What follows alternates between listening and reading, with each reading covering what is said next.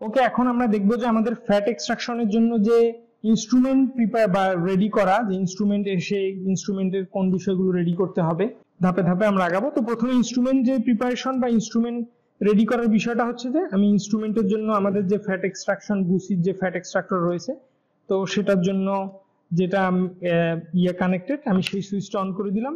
Red লাইটের অর্থ হচ্ছে যে হ্যাঁ এখন কানেক্টেড। তারপর আমাদের হচ্ছে যে চিলারের এটা অন করে দিলাম। তো চিলারের এটা অন করে দিলাম। চিলার হচ্ছে কি যে আমাদের কন্ডেন্সারের যে পানিটা আছে সেই পানির টেম্পারেচারটা সে পাশের দিকে রাখবে। এই যে এটা হচ্ছে আমাদের কন্ডেন্সার, এই যে এখানে যে পানিটা আছে এই পানিটা সে 5 ডিগ্রিতে রাখবে, এতে করে এইটা কন্ডেন্সার হিসেবে কাজ করবে এই সিস্টেমটা। তো আমি যখন থিওরি আরো আলোচনা করব তখন বিষয়টা ক্লিয়ার হবে। তো আপাতত আমাদের instrument main fat extractor instrument রাখছে না, তাই আমি অফ করে দিলাম। বাট আমার চিলারটা অন করে রাখতে হবে, যেটা আমার পানির টেম্পারেচারটা 5 ডিগ্রি মেইনটেইন করবে। তো চিলারের যে সুইচ সেটা দিয়ে দিলাম।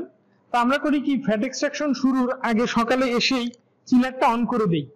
এই যে চিলার অন করে দিলে আমরা দেখতে পারবো যে সেট টেম্পারেচার 5, অর্থাৎ আমাদের সেট টেম্পারেচার আমরা যেটাতে কাজ করব সেটা হচ্ছে 5 এ যাবে। আর এখন টেম্পারেচার কত দেখাচ্ছে? 5। এটা সাধারণত 5 দেখাবে না, 20-25 দেখাবে। আমি সকালে এসে একবার অন করেছিলাম, তাই এখানকার টেম্পারেচারটা 5 দেখাচ্ছে।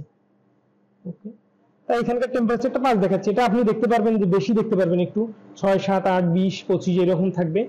তো আমি যেহেতু শুরুতে এসে রান দিয়েছিলাম তাই এখন 6 বা 5 দেখাচ্ছে, বাট এটা কিন্তু 20-25 এর দিকে থাকতে পারে।